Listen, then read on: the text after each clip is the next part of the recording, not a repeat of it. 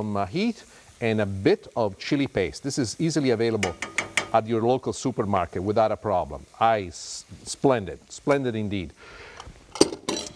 I'm going to mix this up a little bit, letting it flow, and the next thing I'm going to do is the adding of the fresh herbs. In terms of fresh herbs, you can do basically anything that you want. What I want to do in this particular case is parsley. Why do I add the parsley so early into the process? Exactly as for the other things, I want it to softly cook into it. It releases its own natural oils into the flavor, and this, as you can see, is already the base. They started to pick up a different color, and this is the foundation of the sauce. But let's go with the things that I like to add next and why, because there's a kind of a funny story. It's not like, I come up with great ideas all the time. There are disasters that take place in my house that you will never find out. And sometimes I come up with ideas just because I'm looking and I say, what do I do with this? I had a cocktail party at my house the night before, and I was left over with some grenadine. Yeah, grenadine, the one that you used to make drinks. And I said, how could I use it in cooking? So here we go. I like it because of the color, and I like it also because of the fact that it brings a certain sweetness to this whole thing. In addition to it, we're also going to put some soy sauce. With the saltiness of the soy sauce, I want it to fight and mingle and get married. Isn't it true? All the best relationships that we have, they always start with a little bit of a fight. I know that my wife did not want to go out on a date with me, but eventually I convinced her that I was the right man that she should be interacting with. The next part is what you're going to love the most, and that is the addition of sherry. I like sherry cooking wine because it has a sweet finish to it. And in all the flavors that we're putting together, this has a great personality that really enhances the sauce. You can use just about anything you want. If you want a drier finish, dry white wine will do. But this is what I like. So a little bit of sherry wine. And now we're going to crank up the heat a little bit higher. We want for this to evaporate. So I bring it up on a higher level exactly like this, and you stir nicely. The aroma that is coming out, all of this already has its own strong personality. Now, for the next ingredient, I have to actually thank a friend of mine. I was on the television series here a few years ago. A good friend of mine, Wade Whistling, was working with me, was using the next ingredient, the mango, but he was using a whole mango. And I say, I like this. And as I tried this spectacular dish that he made with the salmon that we were doing at the time, I said, I think I could use this ingredient for a sauce. So I experimented several times. What I have here is mango juice that you can find at your local supermarket without a problem. And we're going to be adding it. It's nice and thick. That's one of the things that the mango juice does have. And I love this because as it reduces into the sauce form, it gives us the thickness to which we need to add nothing else whatsoever. So together with that, the next thing that we're going to do, we're going to add a little bit of chicken stock and a little bit of clam juice. If you do not want to deal with clam juice because you might be allergic to it, it's something that your diet does not accept, what I would propose you do at that point is to simply substitute the clam juice with either additional chicken stock or some of the trimmings that you might have handy after you fillet the fish. Let's take a look at the fish and let's talk about the fact why this fish is so spectacular and why it's something that really I like to use with the sauce. You can actually use this sauce with many things. You can do it with shrimp, you can do it with scallops, even with chicken if you would want to. If you do it with chicken, of course, don't use the clam juice as the addition, just go with extra chicken stock. Now, there are two ways in which we can serve this fish. One is with the skin. People like to have it with the skin because it gives you a moister finish. The skin takes all the heat in the cooking process. It curls up a little bit and it retains more of the moisture. I like to go without the skin, as you can see. And the reason why I like to do that is because it's just prettier. Come on, that's the truth. I think it's more of a formality than there is a real advantage to it. Now, we have to flavor this fish. We're going to cook this fish in extra light olive oil. I'm cranking the heat here on a non-stick pan. Non-stick pan is your best friend, so when you do that, make sure that you do use that. And now, before I even flavor the fish, what I like to do is to just put a dollop of the extra light oil on top of it. Now, watch what I do with my fingers. I do it on the front. I do it underneath as well. The reason why I do this, first I want the spices to stick. Let's talk about the spices. Salt. Be generous with it. A little bit of pepper. If you don't like the black to be seen, you can use white pepper. To me, I think the black pepper has a little bit more flavor. A little bit of paprika is going to give it a wonderful golden glow. A little bit of onion powder as well. I'm going to do the other side as well. We'll repeat the process exactly the same. And then, when the heat is perfectly right inside the pan, we're going to add the fish. How do we know if it's right or not? Here's how I do it. I take a little bit of onion powder. I drop it quickly inside of it. and that can take another couple of minutes to go to it, so I'm going to blast the heat even higher. You want to have the heat blasting hot, but once it reaches the temperature of super hot heat, you want to reduce it down. Bring it down to medium-low. Fish does not like to be assaulted by continuous heat. This particular fillet, first and foremost, we're going to drop it on what I refer to as the prettiest part, which is right here. Now, you want to cook it on medium-low heat. And as it cooks on medium-low heat, you almost want to set your watch or your chronograph to it. You want it to make sure that it does only no more than 2.5 minutes per side. We're dealing with a fish fillet that it's only about I would say 4 to 5 ounces. Sometimes I take it as much as 6 ounces, but I believe that over 6 ounces, it's almost too much. It's a very rich fish, very dense, full of flavor.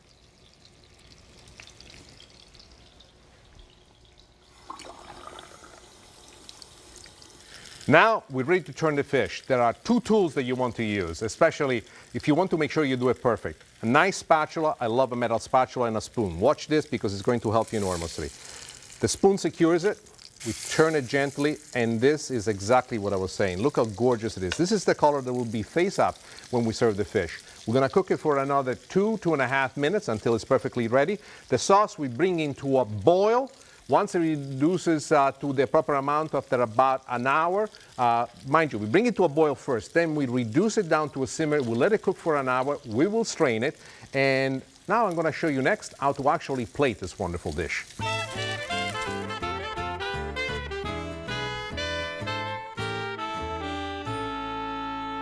The sauce is now cooked to perfection. I just want to show you exactly what we started out with. This is the amount that you're going to be starting out with. Once this becomes to a boil, then we reduce it to a simmer. We simmer for about an hour, then we strain it. This is what you're going to have left after you strain it. Let's take a look at the volume of the sauce, because after we strain the sauce, we reduce it once again almost by half. And I want you to see the thickness of the sauce. It's just splendid. Look at this. This is gold, I tell you, gold. You see what I mean? Now, I will show you exactly how to handle this. This is still nice and hot. We're going to place it right over here. In the dish, the way I like to serve this, we have some sauté spinach. I already put them over here with just a little touch of garlic. Very simple to make. Using our spatula, we put the fish down. What the spatula allows you to do it is to handle the fish gently. And the next thing I'm going to do is the sauce. A lot of people like to put the sauce right on top of the dish. I don't. I like to put it around. I feel that it has a much more elegant flow. You see how thick the sauce is? This is the consistency that I love. If you do not like this thickness, feel free to do whatever you like. And the pool of sauce all the way around, trust me, the fish is beautiful. It looks gorgeous. It tastes fantastic. But this sauce is a one-way to paradise, I tell you. So there you are. Black cod with mango and ginger sauce. And there you are.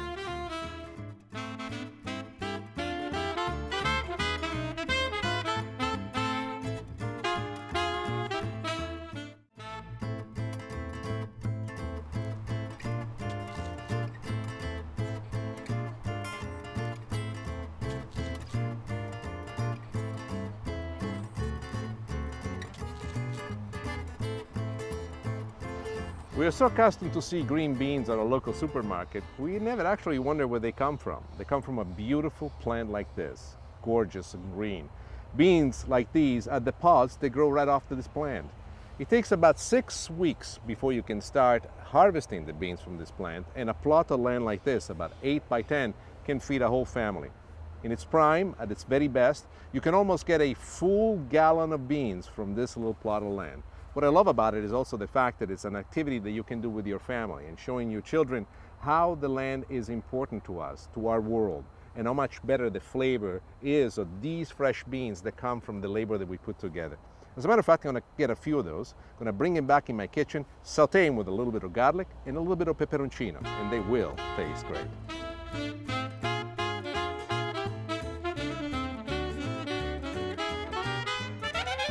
Sauté green beans with garlic. Sounds simple, isn't it? Actually, it's very, very simple. The reason why I do it is because as a young boy growing up, I did not like veggies, but somehow green beans were one of my favorite.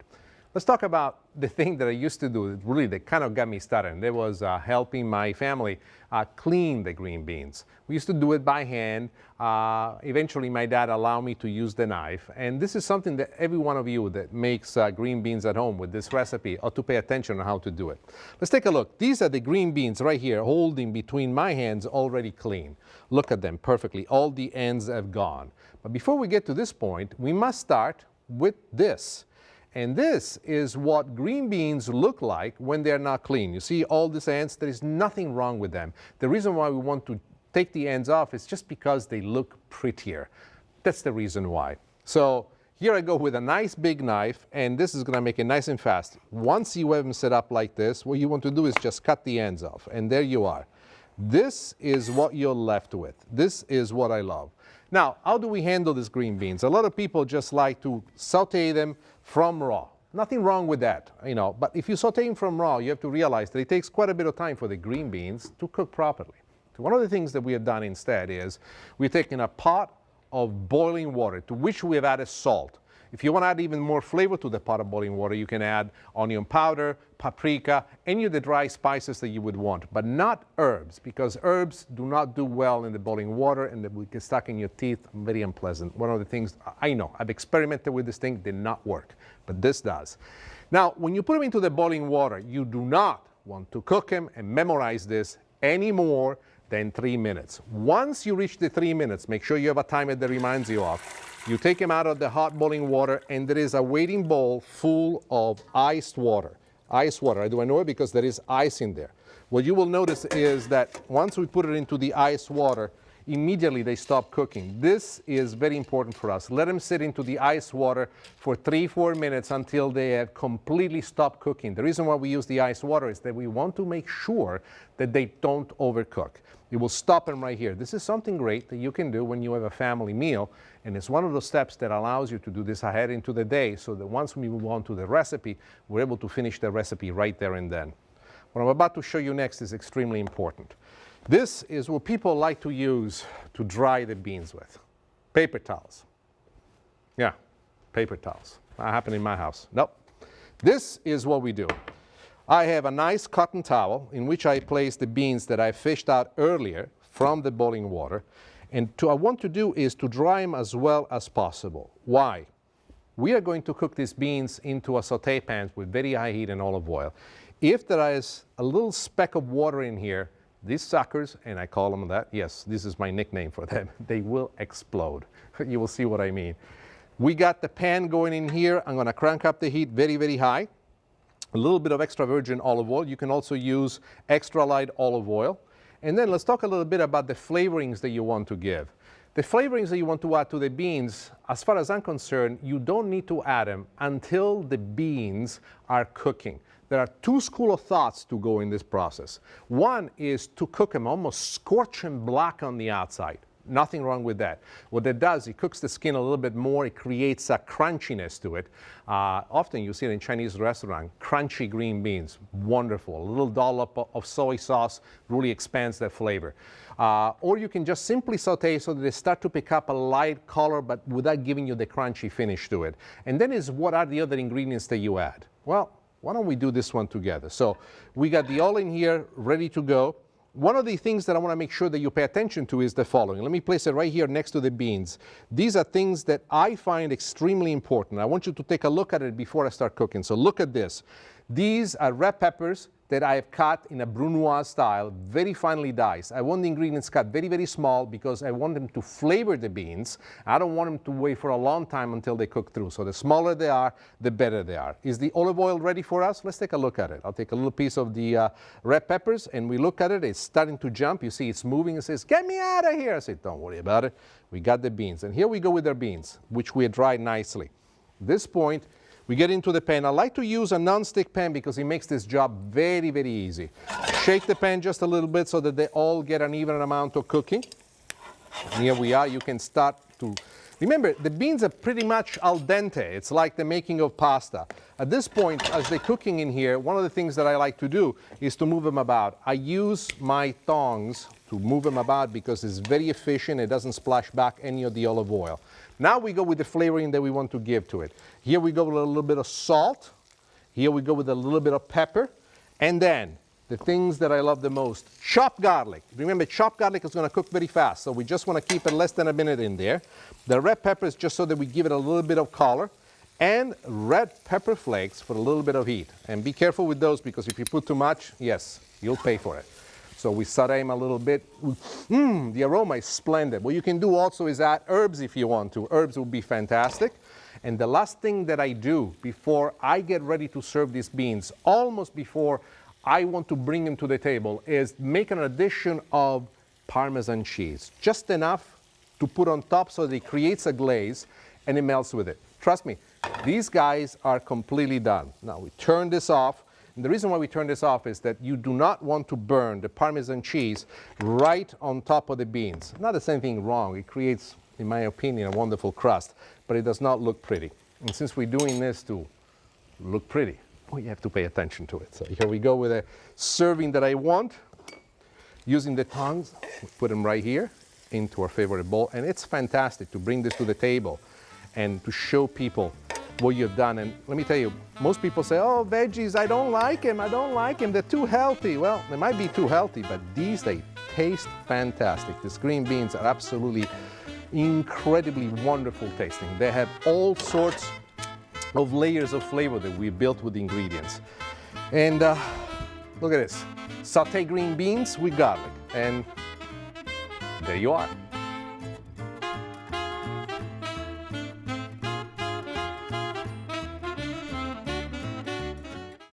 It was a pleasure to have you with me cooking in the kitchen. What a great honor that you would choose to spend your time with me, and I was so happy to show you my favorite recipes today on how to make black cod with mango and ginger sauce and sauteed green beans with garlic and red peppers. I hope you use this at home to share with your family and with your friends so that you can turn your home into your favorite restaurant. Until next time, arrivederci.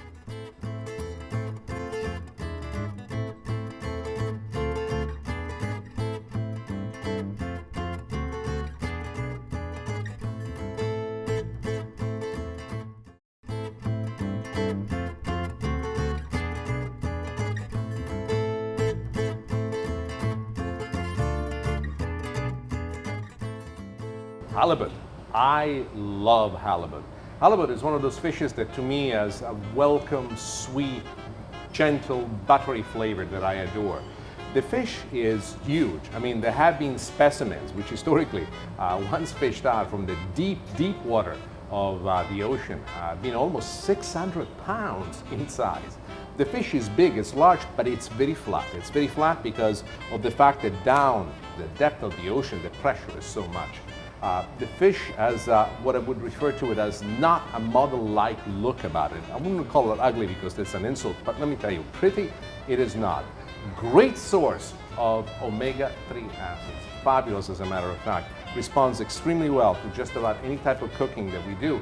And it has been fished commercially, especially in the Alaskan water, since the late 1890s. One of those fishes that's been part of our diet for many, many years.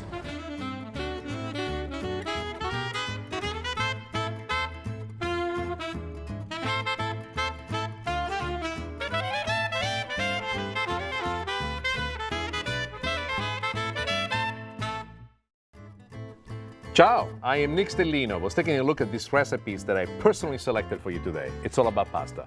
Today, we'll make pasta with butternut squash and sausage, and then sweet sausage ragu. Please, join me in the kitchen.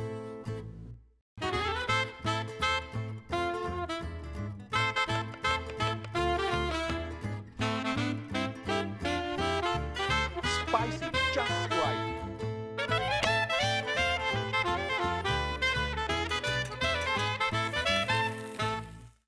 No, I didn't know that. I'm here with my good friend, Il Signor Cacioppo, a fellow Sicilian. How you doing today, Nick? He's a character like me. Signor Cacioppo, why don't we discuss something that's very important for people at home? When they shop for sausages and they bring it home, what is the longest that a sausage can stay in the refrigerator before it can be used? Because I think some people put it there for too long. No, yeah, you're right. I think 3 days is plenty. You know, you buy it when it's nice and fresh when it leaves the shop, and then you should cook it before 3 days is up. Now, one of the things that I love, and we're both Sicilians, we have this special thing for hot or spicy sausage. What do you put in your spicy sausage? What is the thing that gives it a kick? Nick, I use crushed red chilies to add to our sausage to make it hot. That gives it a nice little flavor. Yeah, that's what we do. Now, I want you to hear from him a technique that he uses at home because it's very similar to what my grandfather did. Now, you tell me when you saute, first you put in water, right? Yeah, we put about an inch of water in the frying pan, and we poach it like that and for about 5 minutes. And then we drain the liquid and we brown it to give it that nice little crunchy skin on the outside. That's what I love. You know, it reminds me, it takes me back to my old days. That's exactly the way my family used to do it. They become tradition. Signor Cacioppo, these sausages are golden. Wrap them all up. I want to take them with me to the kitchen. I have a special recipe I want to show you. You got it, Nick. Spicy sausages. I love them. We're going to use this to make our favorite recipe, that is pasta with sausages and butternut squash. While you were not looking, I already started, and I have the sausages browning in a non-stick saute pan with a little bit of olive oil, and they got just the right consistency. Remember, they are not cooked all the way through, and we don't want them to cook all the way through. We want to keep them still somewhat pink in the middle because we're going to finish them into the sauce. It's going to be a great flavor addition to make to it. So what I do right now, I just take them out of the pan. The other thing that I want you to realize is different sausages made by different sausage makers have completely different content of fat. So it's possible sometime, especially with very fatty sausages, you might have a lot more oil left in the pan than what the recipe calls for. All that you have to do is just pour it out and keep what you need. This is just about all that we want. The reason why I like this a great deal, I'm going to increase the heat a little bit to medium, is because it has the flavor of the sausage itself. All the spices that went into making the sausage is truly giving us a complex flavor. You will notice that throughout the process, I will not be adding a great deal of flavoring to it. You may ask yourself, why don't you? Well, let's start, for example, with the onions. One of the things that I've done with the onions, I have diced them uniformly, and it's important that you try to do the very best that you can as you cut them to give them the same shape. Why? This way they cook the same. If you like to improvise with small variation, shallots would be ideal for this. Only in the case of shallots, slice them. And what I find with the shallots, when you slice them, they have a sweet texture that comes into it. It does not disappear as the sauce will eventually braise later on. Now, something that you are going to like is the addition of garlic. Take a look how thick this garlic is as we add it to the pan. And I'm going to tell you why. It's fairly thick. A lot of people get very concerned when they see garlic this big. They go, you know, I'm not going to be able to do this. This is too strong. It's going to be difficult for me to digest. Most of you people live in a world where garlic is overcooked. That accounts for the bad breath. That accounts for the unpleasantness the garlic might bring forth. When the garlic is cooked this nice and thick, but still is managed on a medium heat. Remember, when you do this at home, I want you to cook it like this for about 3 to 4 minutes, and you will notice that the onion slowly will become translucent. The garlic will not really brown, but will start to soften sweetly. And then we'll be adding the other ingredients as well. But over a long period of time, the sauce will cook for a good 30 minutes. The garlic will render all of its flavor into the sauce, bringing this beautiful character of its own, and it will be nice and soft. And when you finally have a piece of garlic that will be trapped between your upper molar and your lower molar, and you go to push, it will be like a marshmallowy-like cream that will splurt onto your papilla on your tongue, and you will say to yourself, the Nick Stellino is good. By the way, you would be right, I am. The next thing that we're going to do is the adding of the fresh herbs. People say, why adding the fresh herbs now? More often than not, you see the adding of the fresh herbs toward the end. What I want for the fresh herbs to do at this point is to imbue all of these basic ingredients into the sauce and give them the flavor, the personality that they have. So here we go with the sage. Sage is extremely important. It's a wonderful marriage with the butternut squash that will come next. I'm using right now an addition of fresh basil. You can also use parsley if you don't have basil handy. And these two herbs are really a combination that establishes a foundation for the sauce. At this point, I'm going to increase the heat a little bit more. I'm going to put it to medium-high. And here comes the next addition, which is very important. Pay attention to the detail. This is butternut squash. We have diced this butternut squash in the same possible shape. I don't know, you cannot be scientifically perfect about it, but the more that the shape is equal in all the pieces, the better you will have. Stir it together with all the ingredients. What we want to do is just to mix it around so that it picks up a little bit of the other flavors that we had. You still notice that I added no salt, no pepper. Why? There's a purpose for that. The reason why we hold him back is because there's a great deal of flavor that's being let on by the sausage. We're also going to be adding a little bit of stock. But before we do that, here we have our wine, a little bit of white wine. Put this out on very high heat, and we go with the white wine, just enough of a touch. What we want to do is reduce it down to a glaze. And as the wine reduces to a glaze and it evaporates, you can see already the coloring. It picks up whatever bits of browning was at the bottom of the pan, reincorporates them into the sauce. Those, as far as I'm concerned, are flavor pods. It's not truly a name that exists in English, but it brings out the description. It brings out the picture that I want you to have mentally. When you cook a sauce especially, I want you to feel as if you're composing music. Hold on a second before I continue. I get lost in my own stories. Well, for those of you that see me before, you know that that's the case. Chicken stock is what we're going to add now. Also beef stock will do, but I would like to have the chicken stock. It's softer in flavor, and what it does not fight with the flavor of the sausage.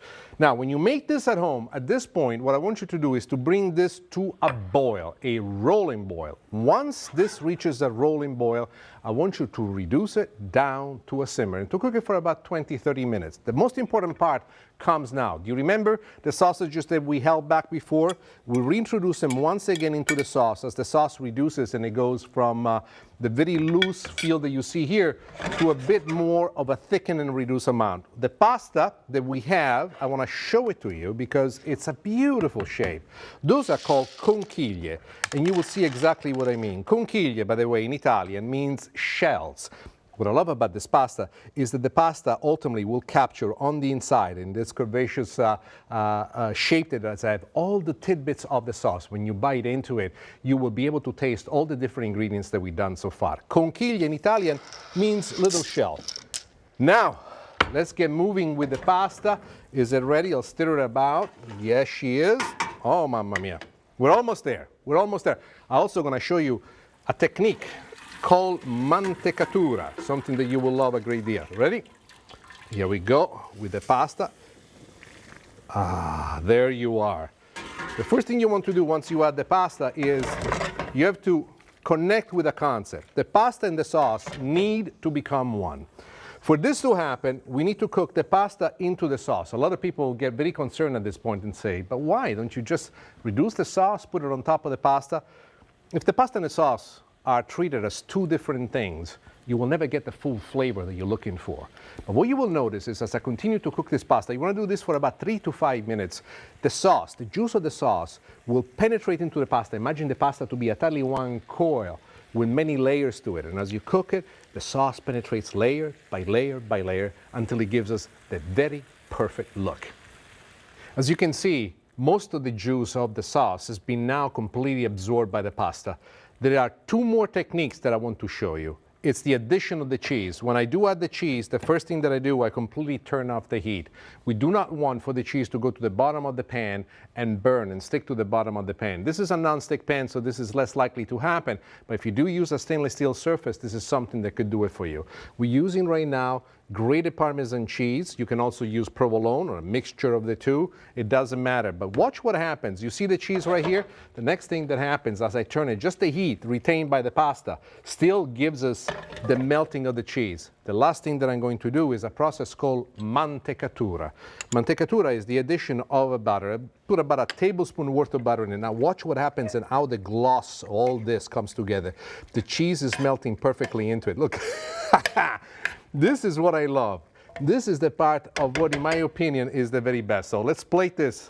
We have the plate waiting for us, and here it goes. Oh, mamma mia. This is something that I would not suggest as a low recipe, a low calorie diet, but I don't care. I work out. Every once in a while, you need to have pasta with sausage and butternut squash. It's good for the soul. It's going to make you smile. It's going to make you feel as if life makes sense once again. I know it because every time I don't feel right, every time things don't go well for me, the thing that I do, I spend a moment or two and I say to my wife, honey, what do you feel like for dinner tonight? And she goes, ma, if you were to make me some pasta, I would not mind. A little bit of pepper just to add a little bit of color and flavor. Pasta with butternut squash and sausage. Here it is.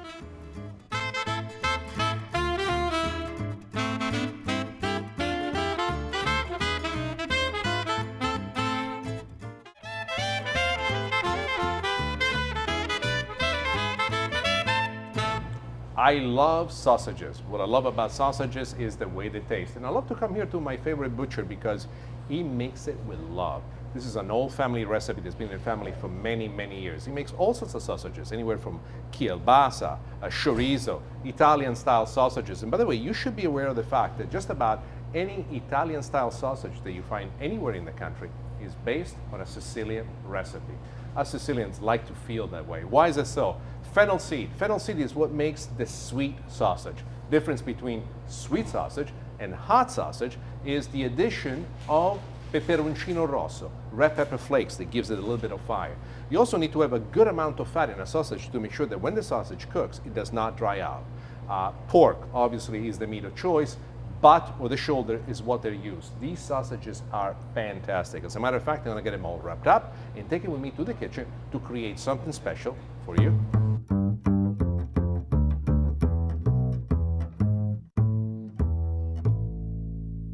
Pasta with sweet sausage ragu. I love this. By the way, one of my favorite pastas. It's based on the concept of ragu.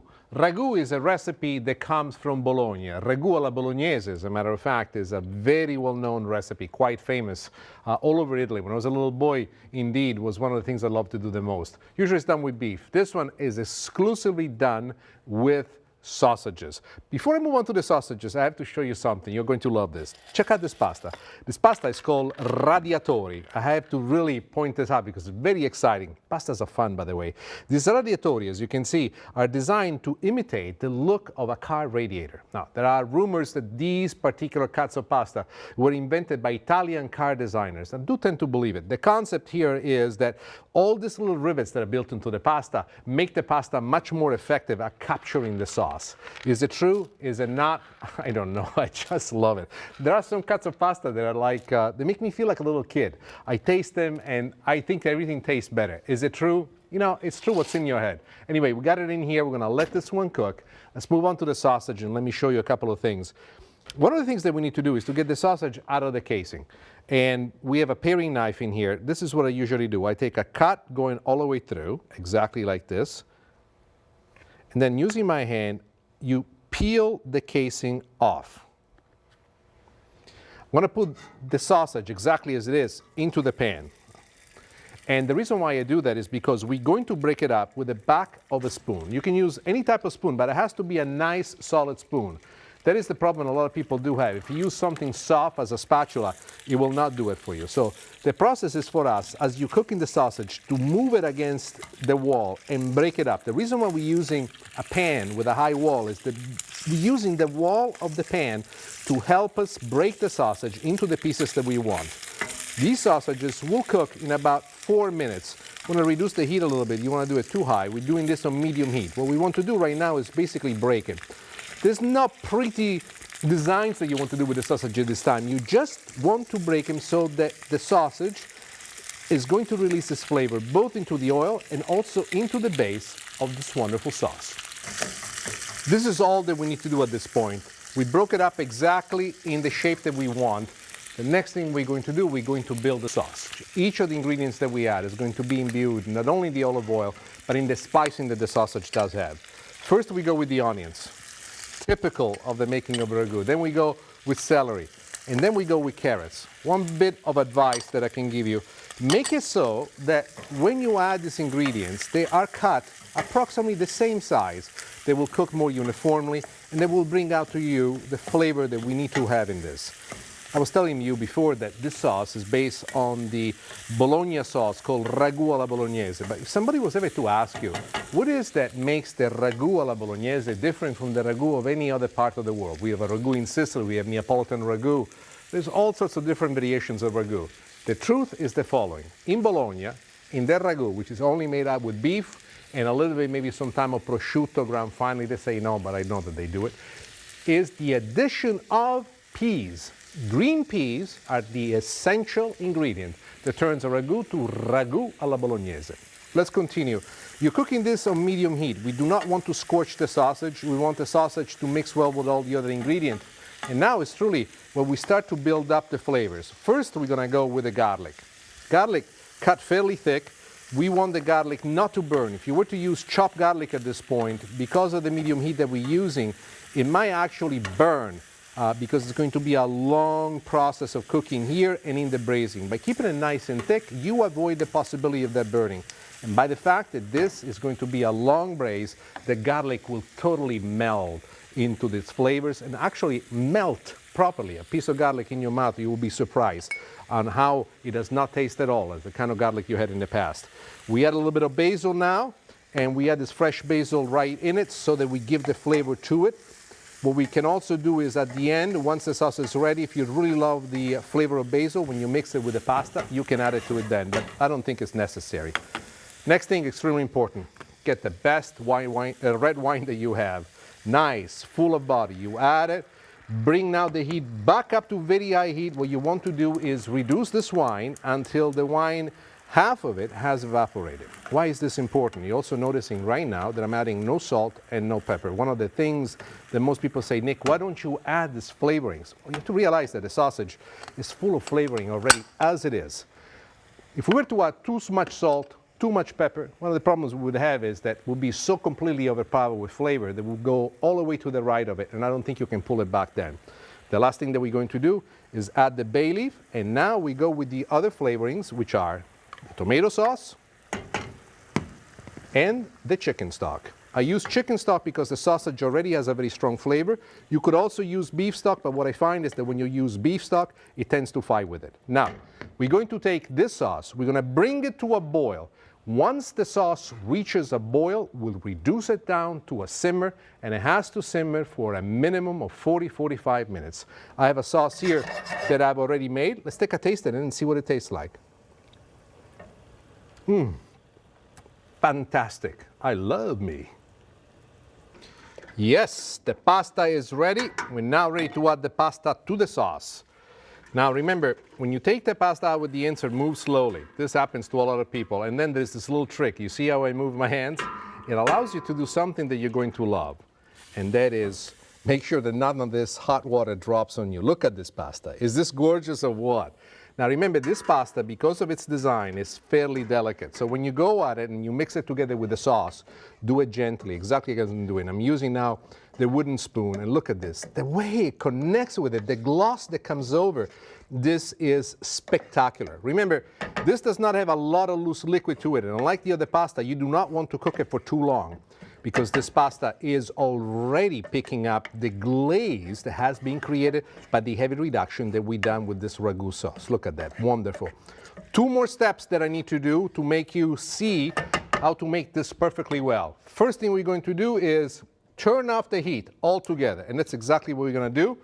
I'm going to add a little bit of Parmesan cheese right into it, and this is going to bring out a flavor like you won't believe. And then the addition of the butter, which ultimately is for us the little bit of what we call mantecatura.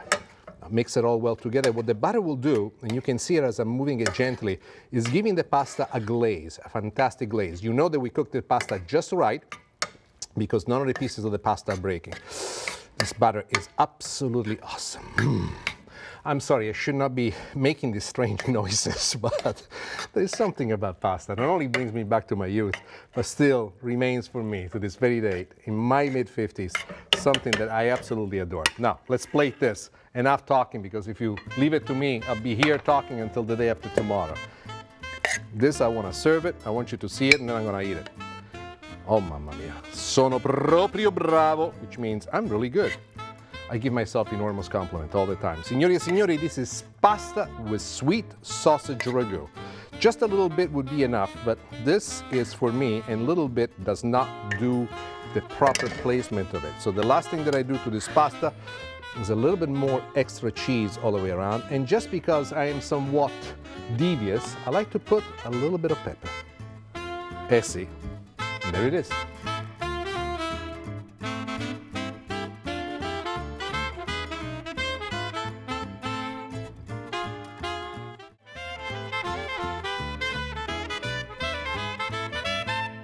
Sherry, un pezzo di parmigiano per favore. Grazie bella. Parmigiano. I love Parmigiano. Parmigiano, by the way, it's a cheese that it's not from Sicily. Can you believe this? We did not invent Parmigiano. Kills me when I think about it. Parmigiano is from the region of Reggio Emilia, specifically from the town of Parma, henceforth Parmigiano Reggiano. Parmigiano is a cheese that to this very day is made according to rules that were established almost 1,000 years ago. There is actually il Consorzio di Parmigiano Reggiano that has inspectors that goes to the various factories all around the area where Parmigiano Reggiano is made, checking the aging wheels of Parmigiano. By the way, those wheels are somewhat in the neighborhood of 45 kilos each. They're rotated every so often, and in spite of the fact that they're treated in the same exact way, some of them mature better than others. The inspectors have the job to actually crisscross those big, large pieces of Parmigiano, which according to their own opinion and the studies and the training that they got, does not make the proper cut to be called Parmigiano Reggiano. This is, in my opinion, one of the most dramatic and drastic undertaking to see this beautiful piece of cheese is taken off the line and replaced by another one, and whatever is left over, only the people in Parma get a chance to get this young Parmigiano Reggiano. But this is perfectly seasoned, it's mine, I'm taking it home. Thank you for joining me once again. This was a very exciting show for me because I got to cook the food that I love the most, pasta. Pasta with sausage and butternut squash, and then we did a pasta with sweet sausage ragu. I hope that you will use these recipes to entertain your friends and your family at home and turn your home into your favorite restaurant. Until next time, arrivederci.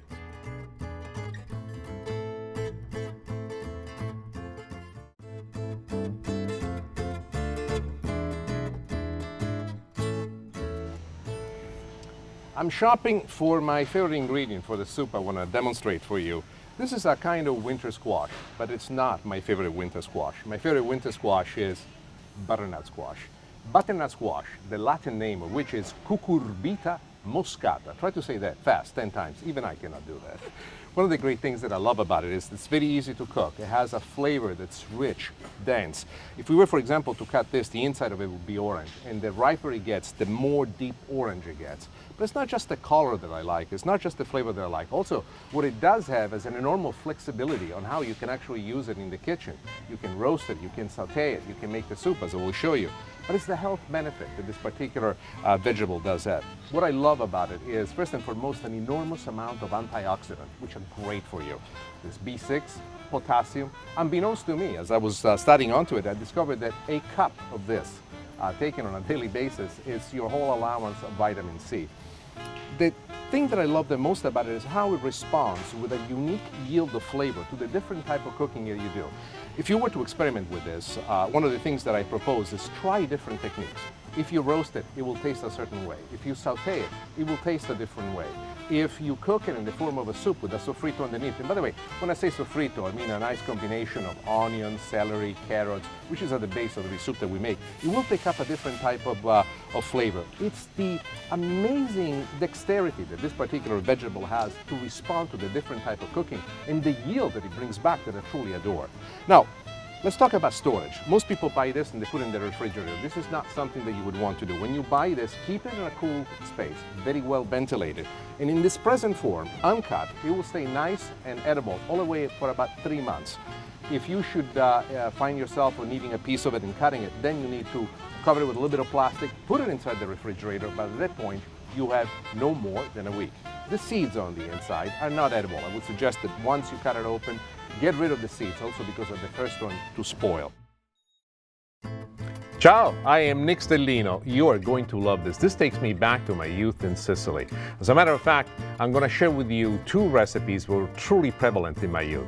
We will make for you grilled shrimp with stewed peppers, and then a tuna, tomato, olive oil, and caper salad. As a matter of fact, the kind of tuna we're going to use is ventresca. Please, join me in the kitchen.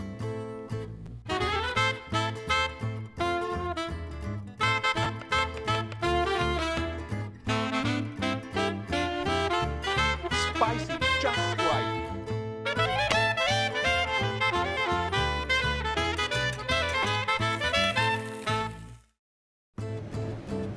When it comes to peppers, you want to think as the reverse of football. In this game of peppers, it's not the big guys that win, it's the little guys. And let me tell you why. Habanero, Thai chili, shishito, they are so powerfully hot that an inexperienced cook could truly get themselves in trouble. Why? Super, super hot. These are sweet peppers. They are commonly called capsicum annanum. It's a mouthful, I know. It took me a while to be able to say it correctly. What makes these peppers very, very interesting is the fact that they have a flavor that develops over time. All peppers start out as green peppers. That is, this variety of sweet peppers. But from this green, they move on to something more exciting as yellow, orange, and red. And it's a variety of these that I like to use in the making of peperonata. What makes the peppers so interesting? First and foremost, they are loaded with vitamin C, and it's very, very good for you. Also, they have enormous flexibility in the way in which you can treat them. You can cut them in pieces, you can saute them, you can roast them, you can stuff it with rice, you can stuff them with sausages, or you can make a wonderful braise, which as Italian call peperonata. When you do use the peperonata, don't make a mistake. You want to go ahead with sweet peppers, because as the sweet peppers cook together with a little bit of onion and garlic, they produce this flavor, which is just the end of the world. As a matter of fact, I'm so excited about what I'm telling you that I'm going to take these with me in the kitchen. But keep in mind, for those of you that like things in life a little bit spicy, when no one else is looking, if you were to put a little bit of jalapeno or habanero in there, as long as you're honest to the people that you're serving it to, that would be a wonderful thing to do. Peppers, as far as I'm concerned, are the one thing that make life sweet. But they have to be sweet pepper. Capsicum annanum. Isn't this beautiful shrimp? Oh, you just got to wait and see what I'm going to be making with this. Today, we're going to make grilled shrimp with stewed peppers. The Italian name for stewed peppers is peperonata. There are different versions on how peperonata is made, from northern Italy to southern Italy, different additions that are placed in. However, the result is the same. It's absolutely delicious. So, first and foremost, we start with olive oil. Now, the amount of olive oil that you're going to put to this is abundant, and there is a reason to it. The olive oil itself will become the sauce because it's going to be imbued with all the flavors that we put in. You don't want to start with a hot pan. As a matter of fact, the process that we're going to get involved with is the stewing process. So usually what I like to do is to bring into medium heat. So as the ingredients touch the pan, they will not sizzle. You don't want them to sizzle. You want a constant medium heat that allows for the ingredients to release their juices. And these are the ingredients we're going to go with. Yellow peppers, red peppers, and onions. One of the things I want you to notice is how much volume there is right here in the pan. And this is what more often than not discourages people. They look at this thing and they go to themselves, oy vey, I will never get to this thing. It's going to take forever. But basically, try to remember all of these ingredients are full of water. The water will mingle with the olive oil, and over the stewing process, it will release itself into the very base of it, giving us the flavor that we want. This is not a sauce in which you really need to build up the flavors a little bit at a time and have different cooking. It's pretty much the same constant flow of cooking. So the next thing that we need to do is to actually impart the flavor to it. You know that usually I always hold back with the salt, but you always want to give a little bit of the salt right here and right now, because we want the salt to do two things for now. And what I like to use, by the way, is sea salt. We want for the salt to help draw out its juices, draw out the water, because you want it to go into the bottom, into the stewing process itself. Also, a little bit of black pepper. I love it. And here you're going to love this and be surprised of it at the same time. A tiny bit of vinegar and a little bit of sugar, almost in the same amount. This creates, in Italian we say, come si può dire, agrodolce. Agrodolce is a word that, in my opinion, belongs to Sicily. You have to realize, historically speaking, sugar was a very rare commodity. In Sicily, we have a lot of salt, but not sugar. So the addition of sugar meant in the old days that you were a man of wealth, and therefore balancing with the vinegar, the agrodolce, the sweet and sour, creating this unique finish to it, brings out these super flavors. The next thing that we want to do as well is to add parsley. Parsley just like this. The parsley will bring a flavor. It's going to move this whole stewing process into a certain direction. The next thing that we want to do is add the garlic. But I have to show you something very important about the garlic. And pay attention to what I'm saying right now. This is the garlic we're about to add. You see how thick it is? It's very important that you leave it thick. Remember, this particular dish, the peperonata, will cook for roughly about 35-40 minutes, depending on the amount that you make. If you were to add chopped garlic, the chopped garlic, as you turn this occasionally, you want to turn the peperonata as it softens every 15-20 minutes. If it goes to the bottom, the chopped garlic will burn. And unfortunately, if it burns, it's going to ruin for you the whole dish. Now, to add some of the liquid and make sure that the peperonata also picks up the traditional red color, we put some tomato sauce. And this tomato sauce is going to take it for us exactly where it's at. From this point on, all that you want to do is to let the peperonata go. Two different techniques of what you can do. You can put a cover on top of the pot, and this will increase the speed at which the peperonata will come down to its proper look and form. And you want to wait?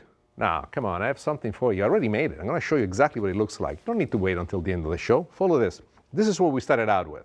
So 45 minutes later, this is what the peperonata will look like. You see, thickened, melded, all these flavors running in there. You have the sweetness of the sugar, the little bitterness of the vinegar. The garlic is now completely cooked, and you will be surprised because these pieces of garlic, once you bite into them, would actually melt into your mouth. The combination of peppers, the yellow, the green, and if you're lucky enough, orange is wonderful, even a little bit of green will give you a fantastic flavor. Let's now take a look at the shrimp because I want to share with you something truly exciting on how to actually handle the shrimp. One of the biggest things that people make, not a mistake, it's how you like it. You see the tail of the shrimp, it's right here. I personally don't like dealing with this, especially when I'm eating. So this is what I do. I take 2 fingers, you simply crack it at the bottom, and you just slip it out. I'll do it again right here. Crack it, slip it out. I have one more over here. Crack it, slip it out.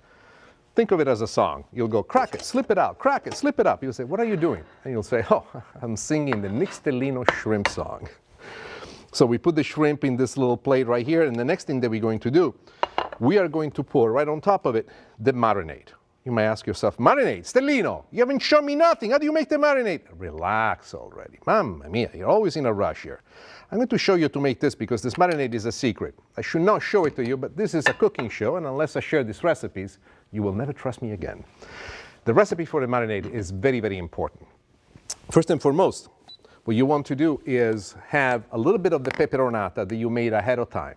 This marinade, by the way, can be made the day before. And don't worry about the peperonata because we do not want to have the peperonata hot in this particular dish. We want to have the peperonata at room temperature. Then extra virgin olive oil, nice flavor. A little bit of sherry wine. Parsley, whole leaves of parsley going right into, just like this. Very important. Parsley imparts a fabulous flavor. A little bit of paprika. Onion powder. Red pepper flakes. Oh, you saw how much I added. You see, my wife is not looking right now, so I get to make it as spicy as I want. And then oregano. Cover the top. You may ask yourself why. You've seen the show before. You know what happens to me when I do it. So what do you want to have is a real good strong pull, and it will give you the creaminess of what you want. So done. When you make this at home, the shrimp, you want to let it marinate no more than, I would say, half hour, 45 minutes. The little bit of acidity that's in the wine, if you leave it in here for too long, might actually cook the shrimp. Come with me to the stove. We have preheated this grill pans right here on very high heat. One of the problems that you might have at home when you cook with the grill pans is that being open, much of the heat evaporates. So this is a technique that I've used. I usually stack 2 on top of each other. This allows you to maintain the heat in the pan below. They don't need to be the exact pans. You can just want to make sure that you have a pan that has the same surface. And the pan below is now, oh yeah, it's ready to go. So we're going to grill the shrimp. It's not going to take them much time for the shrimp to cook. The flavoring that's brought in by the marinade is going to give us a flavor that you will not believe. I would say about 2 minutes per side will do. Then we're going to pull out the shrimp. We want to keep it tender. And we're going to have exactly what we want.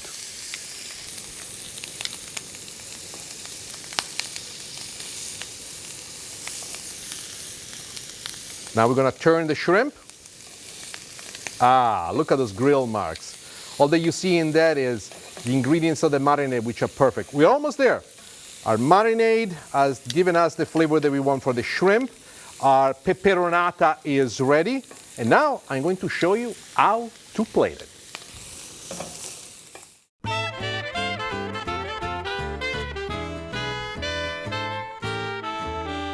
One of the things that I love about this dish is truly, this is a country dish, is as common as it comes. but the complexity of the flavor, the way in which it plays with your palate, it gives you a variety of things. With every single bite, you feel transported to the next flavor, to the next flavor. It's just, in my opinion, in spite of the fact that it has very humble beginnings, it's one of the most elegant things I know. Now, the plating of it, this is exaggerated. It's me just trying to be Nick Stellino. My mom did not do it this way, but I think about this as if I was running the restaurant and I was saying, when customers come in, I want to have an experience that is just as visual as it is something that tastes great. I think that first and foremost, we fall in love with things through the way we look at them. The shrimp is ready here. Ow, ow, ow, ow, ow. Stop. But I love to use my fingers. It's one of the things that I have not lost. Look at that.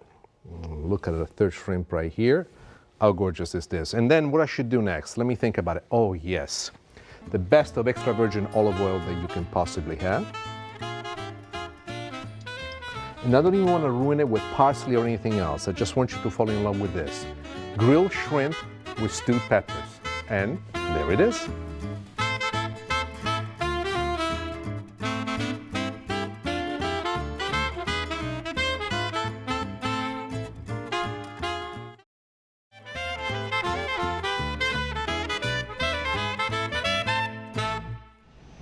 Tomatoes. Are they a fruit or are they a vegetable? Well, if you talk to a botanist, they will tell you that they are a fruit because they come from a fruit-bearing plant. However, according to a court decision, a U.S. Supreme Court decision rendered on May 10, 1893, tomatoes were defined to be vegetables. And the reason why was because they are served as a side dish and never as a dessert. Interesting way to go at it. Why do I love tomato? Well, we could go the scientific way. It's chock full of lycopene, and that is a very powerful antioxidant that's extremely great for you. Me, I love the flavor. But how did tomatoes come into our life? Tomatoes were not generated in Europe. As a matter of fact, tomatoes came to America from Christopher Columbus, who brought it right after discovering it, but they were not red tomatoes that came to Europe for the first time. As a matter of fact, the tomatoes that came were these wonderful yellow tomatoes, and that's where the name comes from in Italian. In Italian, the name of tomato is pomodoro. Pomodoro comes from a definition that was given in the year 1544 by a physician and a botanist, Andrea Mattioli, who called the tomato il pomo d'oro, henceforth pomodoro. Very now remembered by every Italian by the name, but that's not the romantic part that I love about it. You see, in the old days, tomatoes were so rare and so few between, they were often given as an act of love between young lovers, and therefore the name truly, as it reflected, was il pomo d'amore, the apple of love. Different types of tomatoes taste completely different. These heirloom tomatoes, for example, they're not much to look at. As you can see, they're not pretty, but they taste fantastic. What I encourage you is to always try tomatoes in different recipes, in different ways, and make up for yourself which one you love the most. Follow me in the kitchen. These beautiful tomatoes are what I'm going to use to make our beautiful salad with tuna, tomatoes, olives, and capers, a Sicilian specialty. Just a couple of little improvements that will make upon which we'll call the Stellino signature. Tomatoes. Tomatoes are a sweet thing and a tragic thing all at the same time. Why? Especially in winter time, in spite of the fact that some of us get tomatoes all year round, the tomatoes don't taste that great. How to fix that? How to bring back the sweetness of summer into the tomatoes. It's a slight marination that you can do, and I want to walk you through it and show it to you. Cut the tomatoes in fairly thick slices. I'm thinking half an inch at least, like we've done right here. I'm using two different types of tomatoes. Let's see where they go. Uno di qua, uno di là, uno di qua. You don't need to speak Italian while you do it, but it does help somewhat. Why? You know, I find that speaking with an accent gets me out of a lot of trouble. Put the tomatoes right in here. Uno di qua, uno di là, uno di qua. Uno di qua, uno di là simply means one here, one there, another one over there. Let's talk about what are we trying to do and what are we trying to accomplish. Tomatoes, in the middle of summer, if you grow them in your garden, they taste splendid, sweet with everything. If you buy them in winter, they don't. How do we fix that? First and foremost, you put a little bit of salt on each one of the tomatoes. I like to use sea salt. The reason why I like to use sea salt, I find it to be better tasting and much more agreeable. Then, a little bit of onion powder to cover each one of the tomatoes, a little bit of garlic powder. If you have it in granulated form, it's even better. I find it to be kind of sweeter. Paprika. Why? I'm in love with paprika. Is this Sicilian? Not at all. But in my family, we had an Hungarian uncle who introduced all of us to paprika. The next thing we're going to do is sugar, just a touch of sugar on top of the tomatoes, just a touch. Now, why are we doing all of these things? All of these flavors that you see me adding to it slowly but surely will start to penetrate into the tomatoes. Once we've done it on one side, I want you to turn it onto the other side. Exactly like this. And repeat the process. A little bit of sugar, a little bit of paprika, onion powder, and garlic powder. Now, when you make this at home, this is something that you want to let rest for at least 15 minutes. In 15 minutes, one of the things that you will notice is that the tomatoes will absorb the flavor, a little bit of water will leak out